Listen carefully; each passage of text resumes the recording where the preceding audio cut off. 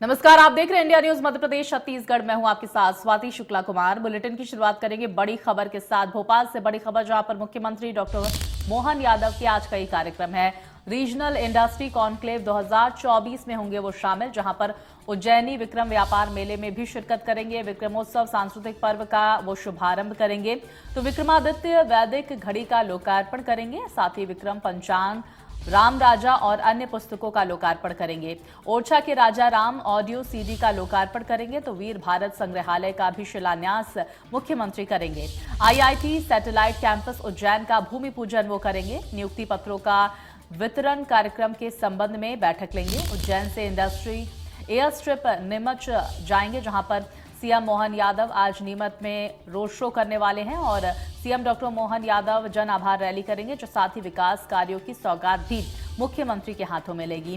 20 विकास कार्यों का लोकार्पण और भूमि पूजन होगा। 752 करोड़ से ज्यादा की लागत से विकास कार्य होगा। तो 593 करोड़ के 4 विकास कार्यों का भूमि पूजन होगा। वहीं 158 करोड़ 61 लाख की लागत से 16 कार्यों का लोकार्पण होगा। कई विकास कार्यों का भूमि पूजन और लोकार्पण का कार्यक्रम आज रखा गया है।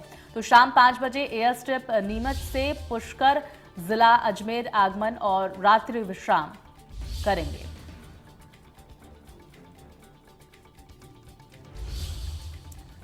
तो बड़ी खबर, इन तमाम कार्यक्रमों में मुख्यमंत्री डॉक्टर मोहन यादव शिरकत करने वाले हैं और इसी को लेकर तमाम तैयारियां की गई हैं। तमाम विकास कार्यों का भूमि पूजन और लोकार्पण मुख्यमंत्री की तरफ से किया जाएगा। साथ ही जन आभार रैली और रोड शो में मुख्यमंत्री शामिल होंगे। तो विक्रमादित्य वैदिक घड़ी का लोकार्पण होगा। विक्रम पंचांग, राम राजा और अन्य पुस्तकों का लोकार्पण मुख्यमंत्री करेंगे। बड़ी खबर, मुख्यमंत्री डॉक्टर मोहन यादव आज तमाम कार्यक्रमों में शिरकत करने वाले हैं। रीजनल इंडस्ट्री कॉन्क्लेव 2024 में वो शामिल होंगे। इसी के साथ ही देखिए, विक्रम व्यापार मेला, विक्रमोत्सव सांस्कृतिक पर्व का शुभारंभ मुख्यमंत्री करेंगे।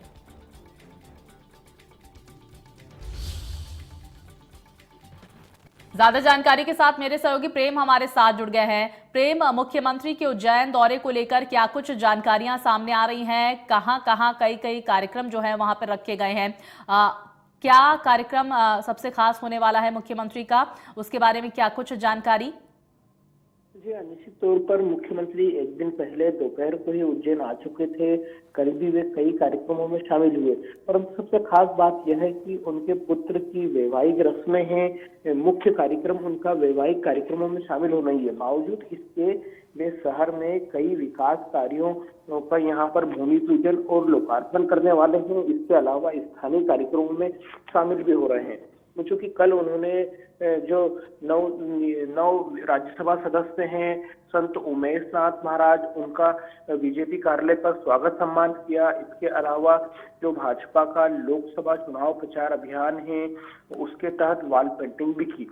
इसके बाद उन्होंने यहाँ पर व्यापार मेला व विक्रम उत्सव जो आयोजित होने वाला है, उस कार्यक्रम की तैयारी का जायजा लिया। बैठक में शामिल हुए, इस्कॉन मंदिर भी पहुंचे। यहाँ पर उज्जैन में जो वैदिक घड़ी है, जो कि हिंदू पंचांग विक्रमादित्य पंचांग के अनुसार समय बताएगी, उसका भी लोकार्पण होगा आज। चूंकि यहाँ पर अन्य जो कुछ पुस्तकों का लोकार्पण किया जाएगा। इसके अलावा स्थानीय जो कार्यक्रम है वहां पर भी वे भाग लेंगे।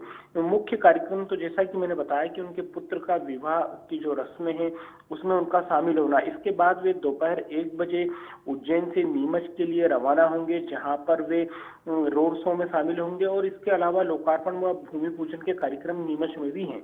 जी प्रेम, ये विक्रमोत्सव जो व्यापार मेला है और विक्रमोत्सव को लेकर क्या कुछ जानकारियां सामने आ रही है? क्या खास रहने वाला है इसमें? जी, चूंकि 1 मार्च से यह चालू होगा और यहाँ पर 3 मुख्य कार्यक्रम हैं। व्यापार मेला है, इसके अलावा इन्वेस्टर मीट रहेगी और विक्रम उत्सव। क्योंकि जो विक्रम उत्सव है, इसकी शुरुआत खुद मुख्यमंत्री ने आज से करीब 20 साल पहले की थी। प्रतिवर्ष यह आयोजन होता है। यहाँ पर लगातार यह आयोजन भव्य होता जा रहा है। इस बार का जो आयोजन है वह काफी अधिक भव्य होगा। क्योंकि जो उज्जैन धर्म नगरी है यह राजा विक्रमादित्य की नगरी के नाम से भी जाना जाती है। क्योंकि विक्रमादित्य यहाँ के राजा रहे हैं, वे चक्रवर्ती सम्राट रहे हैं। उनका जो पूरा जीवन काल है किस प्रकार से बीता उसका मंचन होता है। इस मंचन के दौरान अलग अलग सांस्कृतिक व धार्मिक आयोजन भी होते हैं। इसी दौरान अब चूंकि एक दीप उत्सव कार्यक्रम भी होगा, यहाँ पर पिछले लगभग 3 सालों से दीप उत्सव कार्यक्रम महाशिवरात्रि पर होता हुआ आ रहा है, परंतु अब यह आयोजन गुड़ी पड़वा पर होगा। बिल्कुल, देखिए ये आयोजन होगा 1 मार्च से इसकी शुरुआत होगी। बहुत शुक्रिया आपका प्रेम, तमाम जानकारियां हम तक पहुंचाने के लिए। तो देखिए आज उज्जैन में तमाम कार्यक्रमों में मुख्यमंत्री डॉक्टर मोहन यादव शिरकत करेंगे और साथ ही तैयारियों का व्यापार मेले और को लेकर जो तैयारियां हैं उसको लेकर जायजा भी मुख्यमंत्री लेते हुए नजर आएंगे।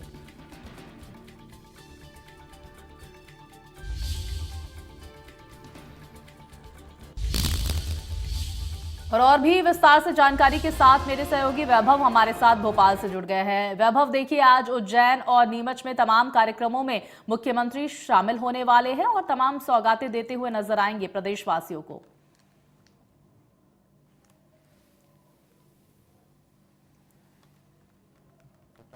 नीमच में भी आज करोड़ों के विकास कार्यों की सौगात देने के लिए मुख्यमंत्री डॉक्टर मोहन यादव पहुंचने वाले हैं। 1 महीने के कार्यक्रमों की शुरुआत हो जाएगी।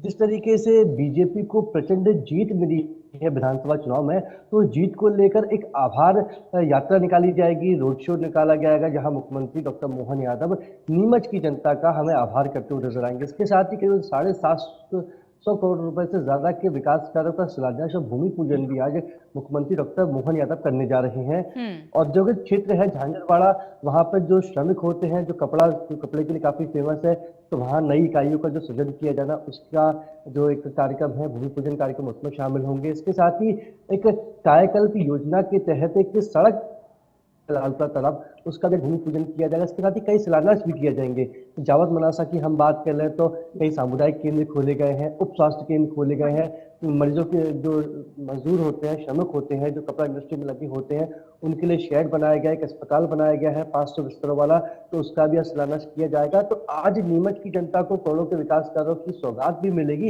इसके साथ ही मुख्यमंत्री खुद उनके बीच में रहेंगे, जो कि खुद मुख्यमंत्री नीमच की जनता का आभार व्यक्त करेंगे, क्योंकि जो जीत मिली है इसके बाद कुल लोकसभा के चुनाव भी आना है, तो कह सकते हैं कि लोकसभा चुनावों की तैयारी भी इस कार्यक्रम के साथ हो जाएगी। वैभव, रीजनल इंडस्ट्री कॉन्क्लेव, इसको लेकर क्या कुछ खास रहने वाला है वहां पर? साथ ही व्यापार मेला जिसका जिक्र लगातार आप भी कर रहे थे, प्रेम भी हमारे साथ जुड़े थे, इसमें क्या कुछ खास रहने वाला है? जिस तरह से हम ग्वालियर में देखते थे, ग्वालियर का जो मेला था वो इसलिए भी काफी फेमस था पूरे मध्य प्रदेश में, पूरे ही देश में, क्योंकि जो भी वाहन ग्वालियर के व्यापार मेले से खरीदे जाते थे उस पर 50% जो आरटीओ टैक्स है वो माफ रहता था। अगर आप मध्य प्रदेश में कहीं दूसरे स्थान से लेंगे तो आपको पूरा टैक्स देना हो, लेकिन अगर ग्वालियर व्यापार मेले से आप कोई भी वाहन लेते हैं तो आपको टैक्स कम हो जाता हो। तो यही सौगात उज्जैन के व्यापार मेले में भी मिलने जा रही थी। तो क्योंकि जो लोग वाहन खरीदना चाहते हैं, जैसे हिंदू नववर्ष आता है, शिवरात्रि आता है, दूसरे भी त्योहार आते हैं, लोगों के मन में होता है वाहन खरीदने की इच्छा, तो वहां से वाहन खरीदेंगे तो बहुत फायदा भी होता है। और दूसरी जो कॉन्क्लेव की बात की जाए थी, क्योंकि मध्य प्रदेश में निवेश को आकर्षित करना है, और जिस तरीके से हम देख रहे हैं कि सरकार के जो खर्चे हैं वो लगातार बढ़ते जा रहे हैं, आमदनी सरकार की बहुत ज्यादा नहीं हो रही है। प्रति महीने 1576 करोड़ रुपए लाडली बहना योजना पर खर्च हो जाते हैं, कर्मचारियों को डीए भी देना है, तो जो खर्चे बढ़ रहे हैं उन खर्चों को कैसे कम करना है, इसके साथ ही मध्य प्रदेश की रेवेन्यू किस तरह से बढ़ाना है, तो इन सब पर चर्चा भी जो समिट है उसमें की जाएगी। बिल्कुल, देखिए और यही वजह है कि रीजनल इंडस्ट्री पर फोकस होगा इस कॉन्क्लेव में। वैभव बने रहिए, हम आपसे आगे की खबरों में भी अपडेट लेंगे।